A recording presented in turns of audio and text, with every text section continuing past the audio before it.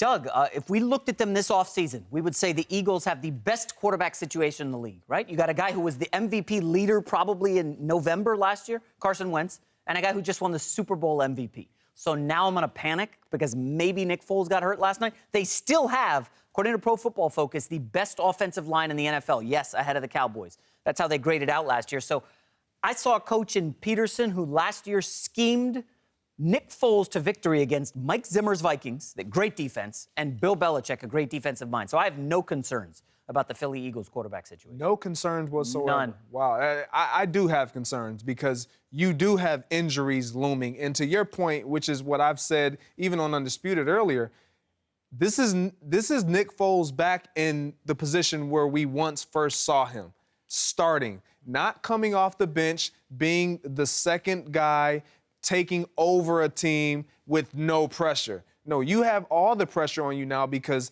now our expectation is to see that MVP type caliber play that you put up in the Super Bowl week 1. And what we saw last night obviously wasn't that. And I just don't know if Nick Foles goes down.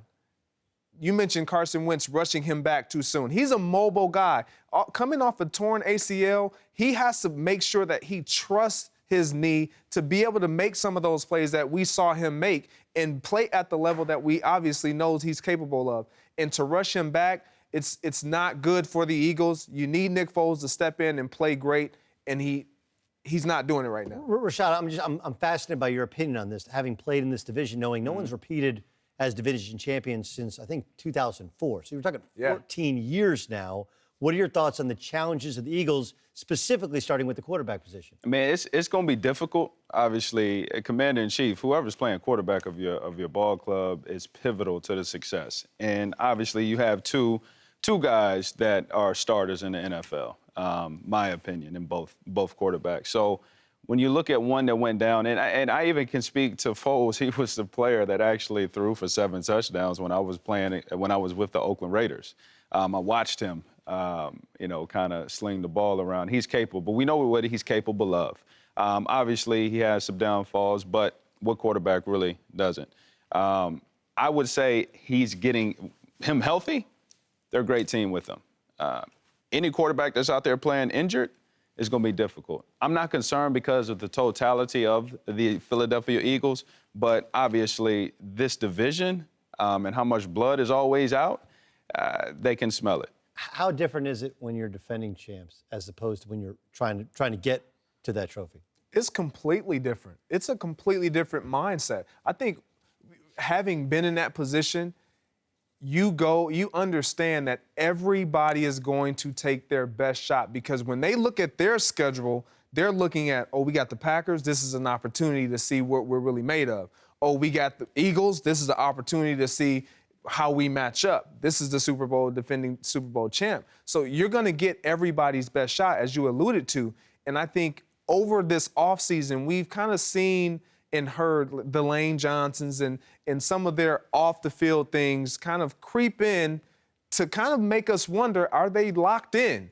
And I'm not a big fan of the whole Super Bowl hangover because you got to play the game, but I don't know if this won't be the case. Why you got to be so negative, Doug? Come on, put a positive spin on it. Don't think about Carr in Houston. Think about my man Carson Wentz in Philadelphia, okay? They drafted him out of North Dakota State, said, we're going to sit him for the year. We got Sam Bradford to be the starter. They even brought in Chase Daniel as the backup so Wentz could hold the clipboard. As the second Minnesota had a quarterback injury, they shipped Sam Bradford out. They put Carson Wentz in as the starter, okay? The Jets are waiting for another quarterback in the league to get hurt. Ship Teddy Bridgewater out and insert Sam Darnold as the starter. We know there are going to be hiccups, whether they come now, October, December, whenever. I just say let it go right now. Let them fire on all cylinders. They have a soft opening. I don't see why you don't just start your 21-year-old franchise quarterback week 1. And to me, I personally feel like Teddy is the guy. Teddy is the guy to me. He's 17 for 23, 2 touchdowns. Yes, they both thrown a pick. We got to remember, too, especially if Teddy is healthy, what he was doing in Minnesota. He was supposed to be the commander-in-chief over there with the Vikings, leading the NFC heavyweight over there with the Vikings, right? They're good. They were good. They needed him. So I take him, who was injured off of air. He's coming back healthy. I think he could be the guy for the Jets, especially starting off. You alluded to not having the best offensive line. When you talk about pass protection, that's huge for a quarterback. And we've seen this the last couple of years, guys. Offensive lines, especially now, are slow to come around. Even the good ones. You know, you ask these offensive lines, like, look, we don't get the reps we used to. And, you know, it's about working together. So even the best offensive lines, sometimes Patriots, for example, they took the first 4 games and they're like, that's just extended training camp because we don't have 2-a-days. We don't work we work in shells more than we work in full pads. And so good offensive lines take a while to come around. This is not a good offensive line. And that's just my biggest concern. Am I crazy to have that concern? No, and if you're afforded an opportunity to study a little longer for a big test, wouldn't you take that? Absolutely. Yeah. This is where the Jets are. They have Josh McCown. Number one, he's their guy. He's their guy. Teddy, I don't even know if they really are going to have Teddy in the mix because of something you alluded to earlier. They may use him as trade bait. So I look at this situation and say, if I have the opportunity and the luxury to sit my future, my franchise quarterback, and let him learn a little more, let us solidify some things along our offensive line and our receiving core, put some pieces around him that he can grow with, then I'm going to do that. Not to mention, we're watching him in the preseason where the level of play is a lot different from preseason to week 1. Absolutely. These defensive linemen are going to be thinking about their numbers and their sacks. The pressure is going to mount. You don't want a young quarterback going into a season with a poor offensive line, to your point, and being rattled, and then it's staying with him throughout the course of the season, because then you have no option. You're not going to anybody. You're not gonna outplug him or unplug him and put in somebody else,